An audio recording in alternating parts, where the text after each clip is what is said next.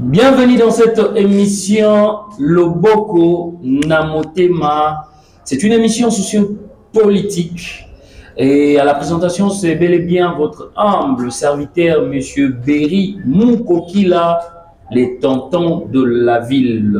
Aujourd'hui, au sommaire, nous allons parler de l'insécurité qui bat son plein dans la ville de Kinshasa. Vous avez vu un travail des titans que le général Kassongo et le VPM Peter Kazadi ont déjà fait. Et puis, nous allons parler aussi de la guerre de l'Est. Et nous allons parler de l'état des sièges. Nous allons parler du social des Congolais.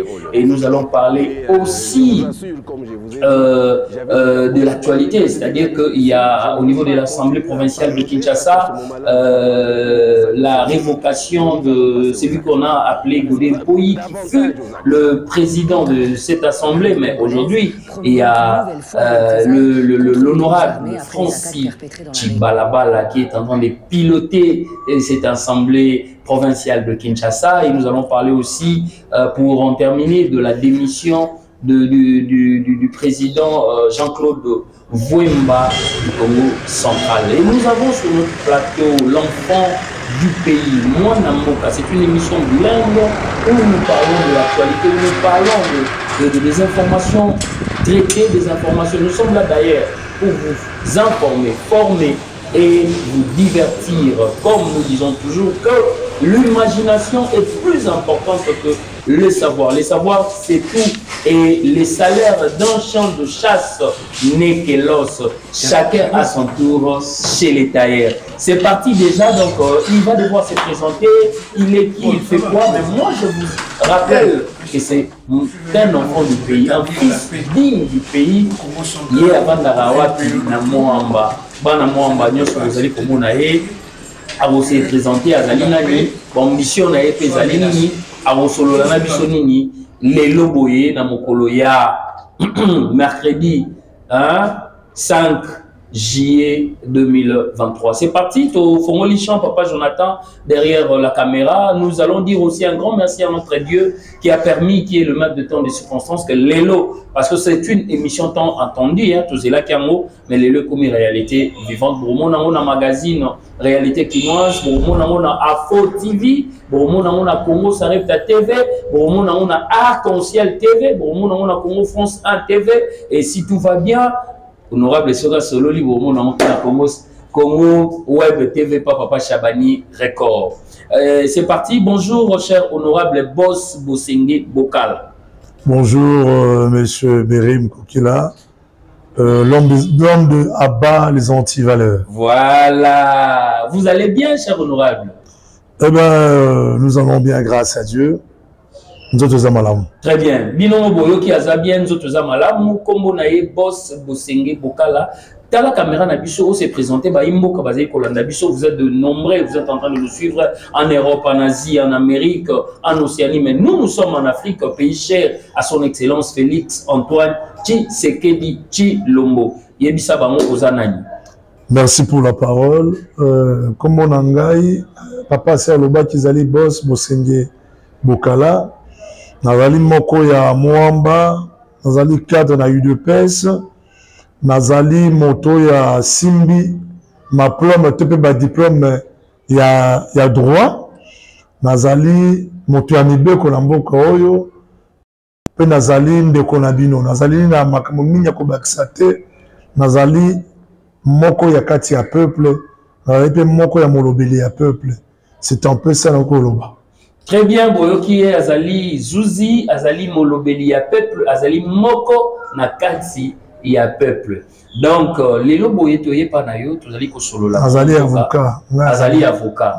Donc, les lots étoyés par Nayo, tu allez solo la Moka, Congo, RDC, au Bisso Nayo, tu allez citoyen.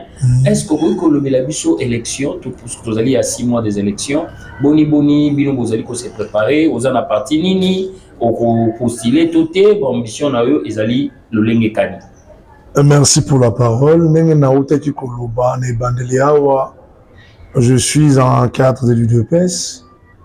Donc, nous sommes au four et au moulin pour ces partis. Et ça va étonner et belé. Mais il y a des UDPS Moulou Baté. C'est juste pour rappeler à la population que UDPS ezali kaka baloba te. UDPS ezali parti moko tribal tene bakanisaka. Tozali bikolo nyonso kuna ngai na oyo etali ngai je vais me présenter na Mwamba na députation nationale.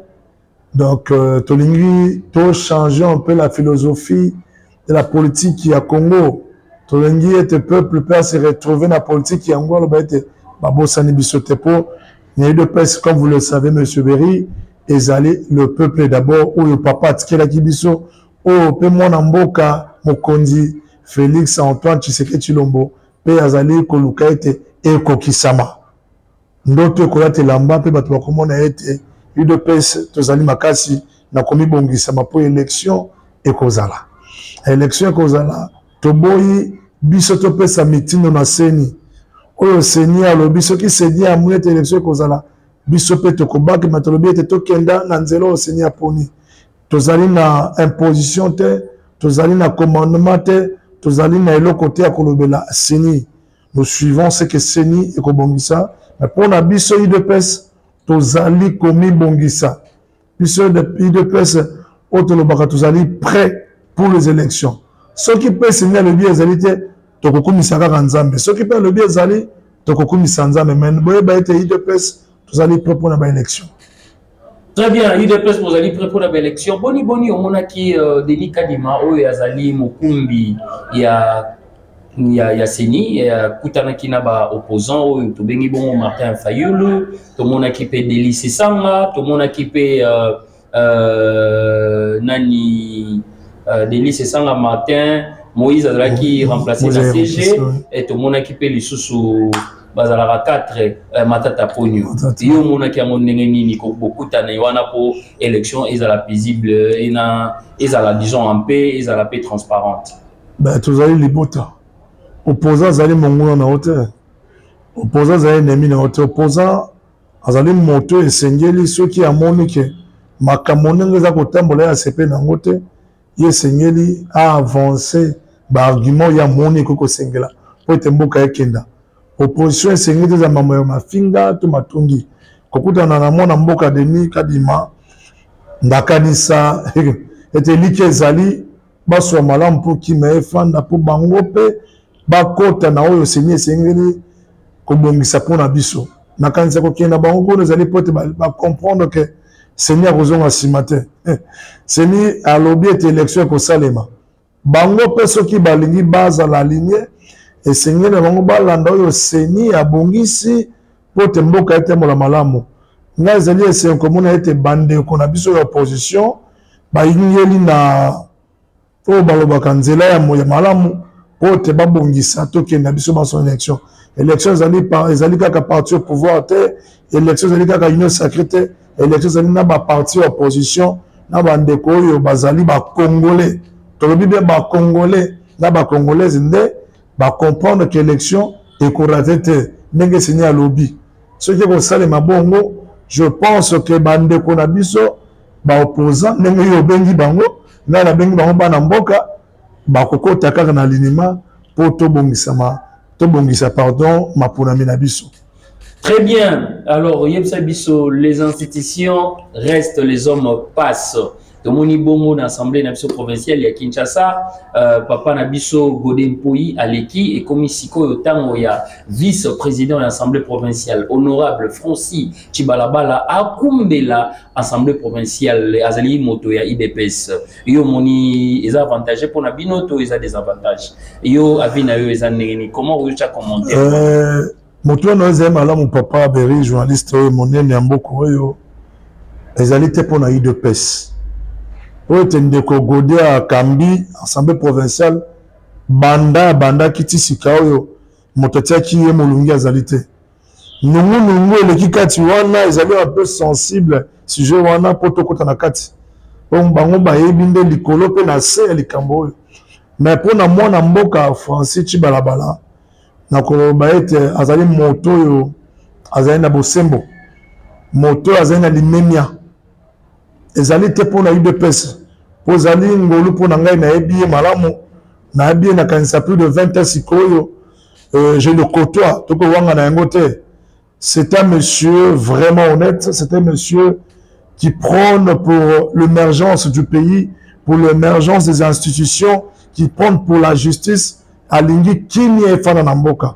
Na kanisa ete koyana na oyo esika asia ayebi yango ayebi na kuana malamu azalaki vice-président à l'Assemblée et na kanisa mi ba atango eza basanze ko leka oyo nde ya koya po afandisa pe makambo na kolika ete akobakisa mo eloko moke nazali na commentaire mingi ya kosala te na kotombola ende na kotombela ye manda malamu na kotombela ye mosala ya malamu akoba na kosala ndenge azalaki liboso a changé te atika na se moto ya komikitisa moto ya limemia moto ya bosembo ote na nzambe nde akolonga na yebi ezali bitumba kokoba wana ezali bitumba mosusu me lokwa nzambe oyo tosalelaka nzambe na ye mpe nzambe na ngai nzambe ya Abraham nzambe ya Isaac nzambe ya Jacob azali akosunga ye nzambe ya pambola ye mpe assemblée provinciale ezwa kimia. Très bien, maître Sonoki Obenga Obongo boss Bosenge Bokala poete yozali avocat. Mais toni to yeba ete oyokati sango ya Jean-Claude Mvouemba oyo azali président ya assemblée provinciale ya Congo central na nini oyo na assemblée provinciale voilà na souligné a démissionné ki sango wana na matoi na yo esala ki oboni.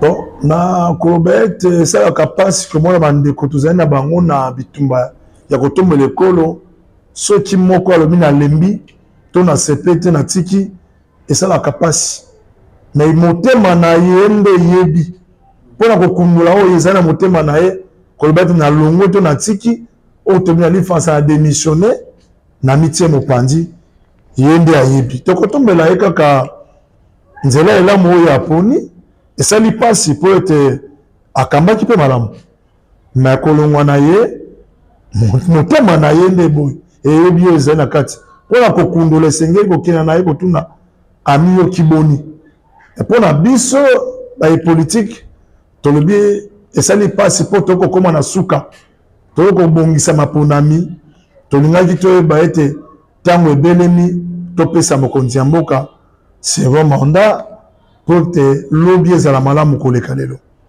me nzela malamu oyo aponi loboko na nzambe etambusa ye mpona koloba obe yango wana. Très bien, mais quand Sabiso Namikoleleki, chef de l'État que nous appelons le symbole de l'unité nationale, Félix Antoine Tshisekedi, Azalaki Bongo Nambujimai, Oyo Asalaki discours, mais le discours n'a lobby à cause de sous injonction et à mototé. Et puis à lobby dérive nabaï catholico. Yo, to cité Bongo na catholico, to yebi cardinal Nabiso a Bongo, to yebi a Béchole pour na 5 ans, siko yebiso ba et to tangi na ba catholico, to la formation, to zali nango pour na catholico, to mon arabo pito ya catholico, to mon arabanzela, et disons, to mon akababilo ko belé ya catholico, o salaka, surtout pour Namboka. Parce que le président de la République, alobak, bango bazana ba dérive.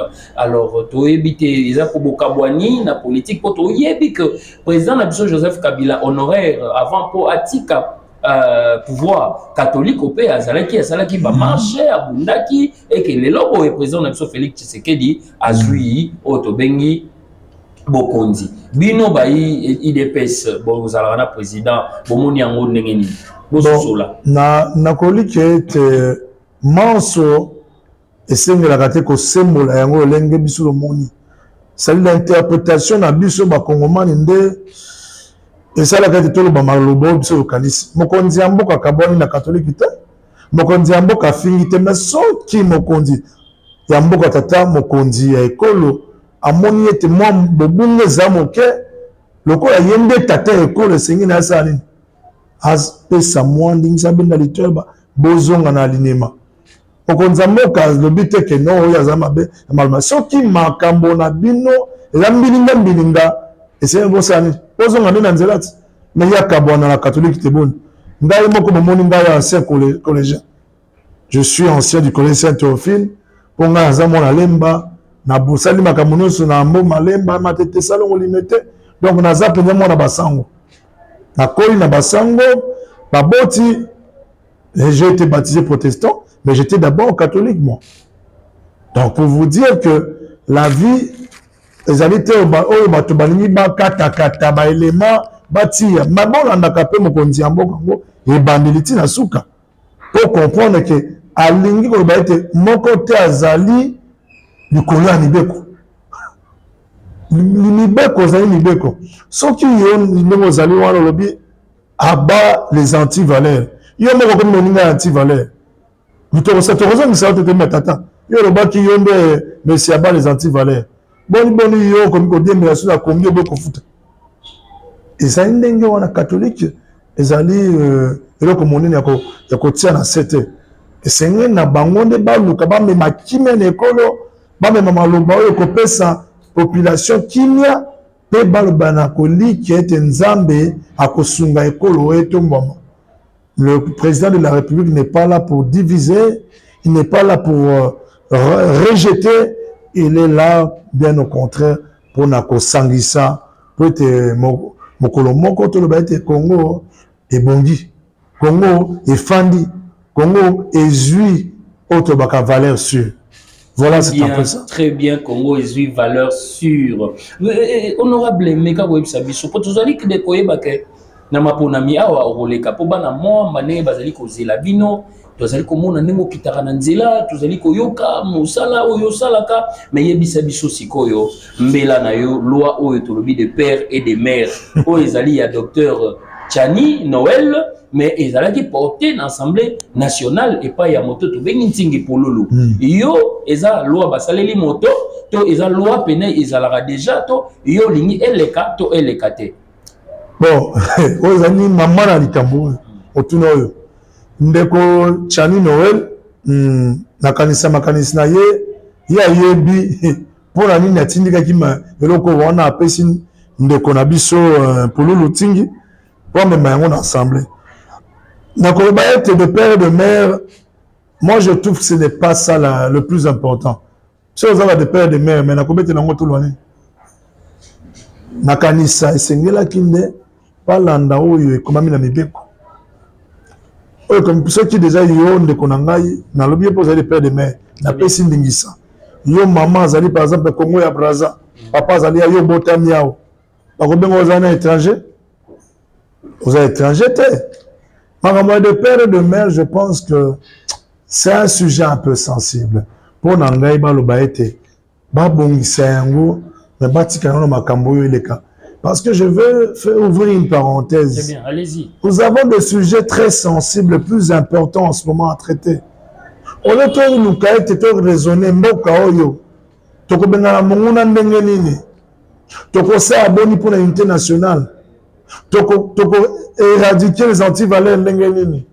Toko bengala tribalisme ndenge nini. Nous pensons encore aux choses terre à terre. Est-ce qu'on devait dire?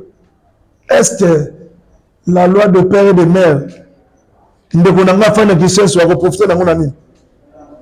La loi de père et de mère ndeko nanga fana ba ko profiter nango na nini? Potango yo population sengela na azoluka yepe a se retrouver azoluka yepe alamu pe na tongo le lipa na poko pe aller pour nous na aller moi de soso na. Ce n'est pas ça qui va définir l'émergence d'un pays. Ce n'est pas ça qui va définir la politique du Congo.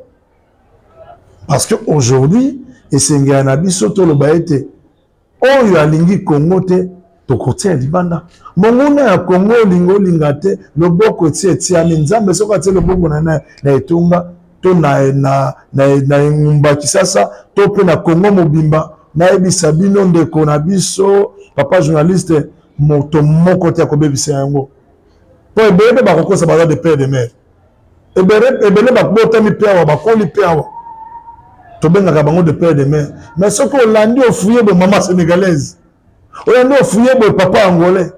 Mais tout karabatou à la terre. Tout ça, tango ya kotuka bandeko politique. Tout ça, tango ya koluka kinga. Toba nani azali monguna ya congolais, nani avingi Congo, nani azapenza mona ya Congo, poto kenda liboso. Très bien, Nani Alingi Congo, Nani Azali Mona Congo. Vous êtes en train de nous suivre de partout dans le monde, en Afrique du Sud, en Angola, que vous soyez na Luanda, Bozala partout, Bozali na Gemena, Bozali na Équateur, Bozali na Chopo, Bozali na na Chouapa, bozali pe na Lomami, bozali pe na Bawele, na Otuwele, na Isiro kuna, bozali kolanda biso, bo s'abonner massivement na ba chaîne na biso Congo Sarepta TV, na Fo TV, et puis bolanda biso na ba chaîne télévisée partenaire. Na yango bongo, na pesi Mela Mote abiso to sitaka, Madame Carole Agito Amela abanga pa kwa. Oyo afongoli ba porte na e na parti monene. Agir pour les Congo, AJPC, en sigle, bientôt sortie officielle na yango. Tokei bongo pe na stade des martyrs, le 14 juillet, l'évangéliste Claude Obabengaka Walesa, Claude Walesa, boyebi bongo, alobi boye, Jésus-Christ, notre bannière. Le 14 juillet de 20h à l'aube. Donc, à Zali Bongo, na stade de martyr, évangéliste Walesa, Kabundi Walesa. Alors, Tozali, on a honorable, on a reconnu na Roussoukisa, Tokolo Baboye, honorable, social, il y a pas congolais, parce que tu es de père, de mère, on l'a dit, mon toit Zali na Kisenso, mon toit Zali na Matete, parce que tangi karamingi mo amba.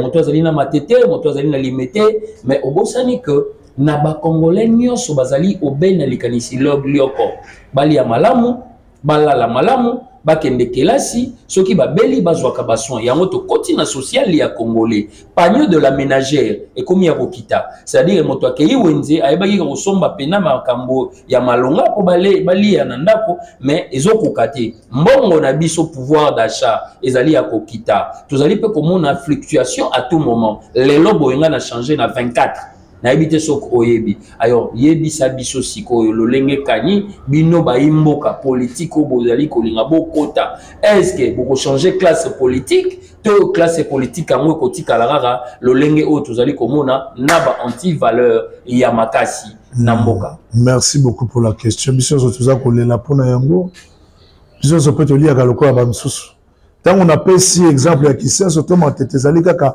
na lobaki ya moke. Pour Congo, Zali Moko. Mais Mikambo, il y a changer de classe politique par rapport à tout ça. Je voudrais vous dire autre temps, autre mers. Très bien. Une nouvelle classe politique, et Zali Nanzela. Et c'est une classe politique à moi. Ben, tous ces jeunes qui ont appelé sur il y a honorable Francis Chibalabala. Il y a Zalaki déjà.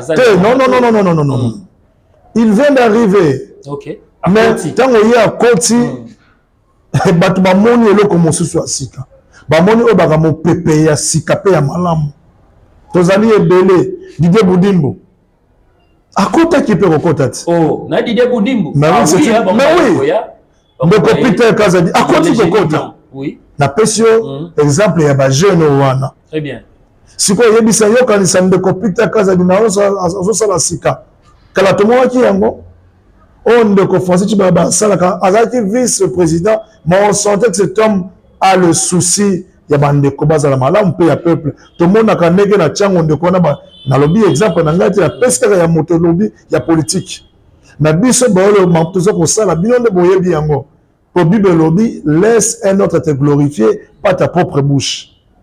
La nouvelle classe politique, Ezali Wananzela, la nouvelle classe politique, tu sais, kaka bandeko, bakolo na biso ba papa ba yaya ba bongisa biso ndeka kesika po biso to yape na moyo to zali lokola makanisi po to bongisa ekolo dire que le dollar ezo mata se ko mata to zali koliki ete na bande na lobaki na bande ko mususu ya biso ba journaliste ba pandisango mona mboka Vital Kamerhe to ko bomba yango te ya lobaki na biso alakaki biso nga koti boye makambo ko sa nini yeko bongwana toko zela mayele albongisa kipo na biso ati na biso yango na misala ba moyen yango pe ati na biso na misala po nokite tokozika biso tozali na ngambo ya population. Quand on dit député, on est là pour parler pour le peuple. Très bien. On est là pour parler pour la population. Très bien. Yango to sengi na bao bazali ko kamba bakanisa ekolo po nokite bato bakolia nao Bino Baïbo Kamba, le bourgmestre de l'Antélé, Christian Mankou Matata, le bourgmestre de l'Antélé. Tout le monde a rendu Kitana, Nabanzela, Nengozali ko sali sa population, Ozali ko luka oyeba sécurité nakati ya population na yo ya Antélé. Bientôt to ozala wana na Antélé. Tout le monde a musala oyozali ko sala Christian Mankou Matata ya mukolo ya za kwanti coin na kati ya chango to moni bongo pe le bourgmestre ya Kimbante ke Jano Kano mosali zali ko salema et que commune lati langi mais to lingi pe to mona ba action na terrain to mona ki ono zali ko kita na terrain ozali mais et continuer o to zali ko linga kaka ezala te kaka papa na biso Gentini ngobila o azali gouverneur ya mboka mais ezala ya ville ya Kinshasa mais ezala pe na bino pe ba imboka o bozali na lolenge ba pesi bino pouvoir ya parcelle à pouvoir bo salisa mokonzi ya mboka parce que ceux qui vous allez ko salisa gouverneur ezali pe vous allez ko salisa mokonzi ya mboka vous allez ko représenter mokonzi ya mboka na place bino bozali alors tozongeli honorable na biso émission ezali yaye aye bisa biso siko pona ko chiter baction na ye na terrain ezali ko lolenge tani ezali ko préparer mikolo ezali ko ya mapona mezali awa apostiller lokola nani et puis alobela sikoyo population balandaka ye na mon amba ye nini ezakati na ye oyo akobimisa ya différent ke bato bazalaki liboso na ye.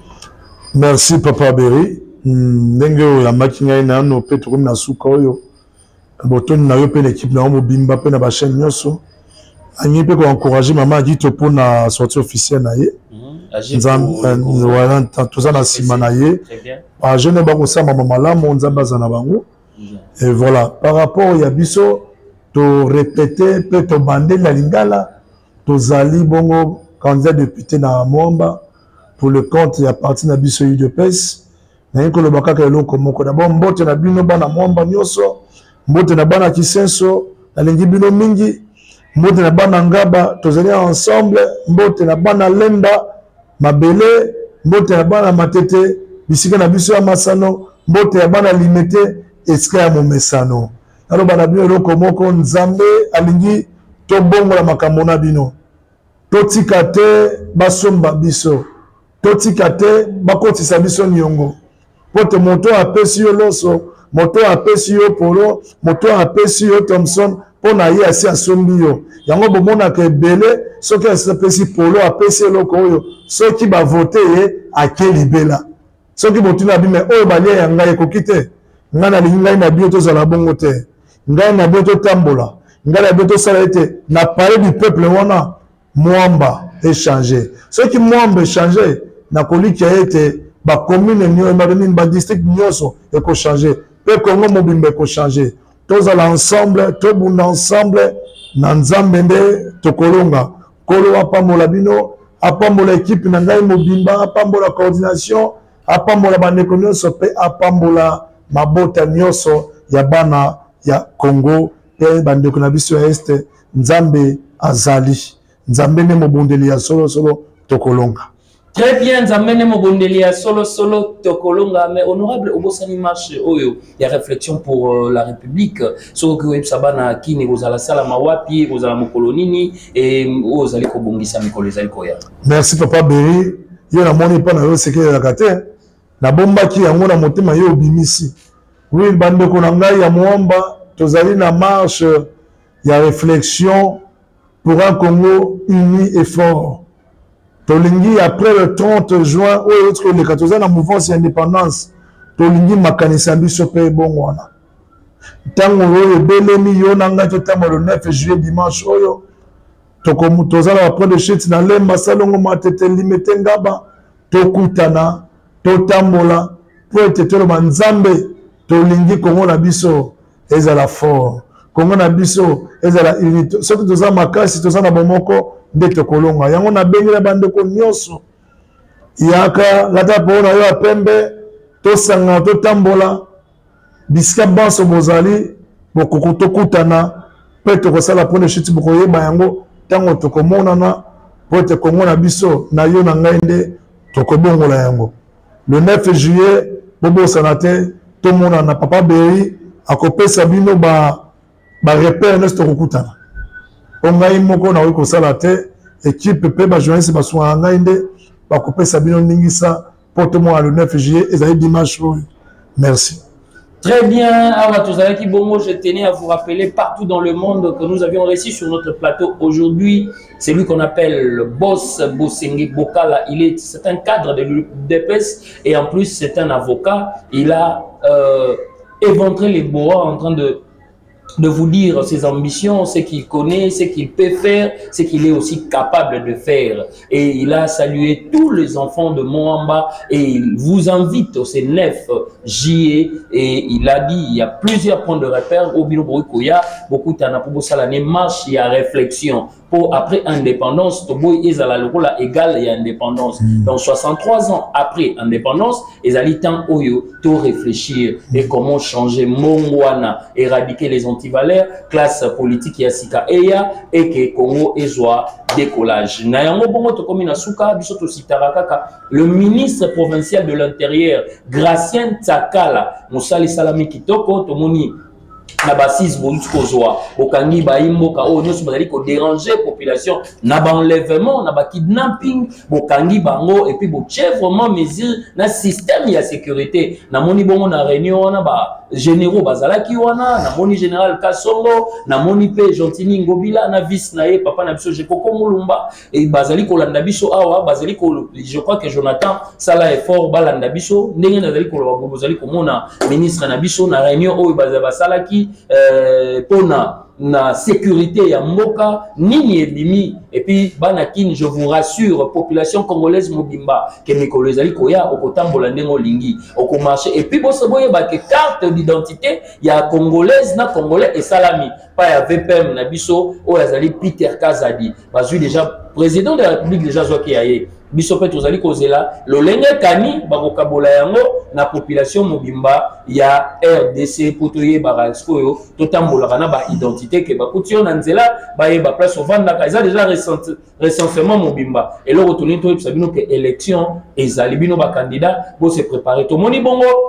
Maître Sikatenda Ninja Mosala zali kosala pona kocha masete na se kuluna 0 kuluna ministre Gracien Tsakala 0 kuluna po alobi machete na se to boyi kuluna na Congo to moni Roger Kwate yazali le big master yazali na fondation Carole Agito pour na section et puis Jonathan Asia Agito to pesibino pembela na mosala bozali kosala na bazuele mobimba mais Big Master Azali na Kinshasa. Alors, tout si bongo pour na ko yebisa bana nyonso ya Congo bo s'abonner na Congo Sarepta TV na Afo télévision puis bolanda pe ba chaîne partenaire. Que l'amour anime nos esprits et que la haine quitte nos cœurs et que le patriotisme incarne notre devenir. Restons positifs. Restons positifs,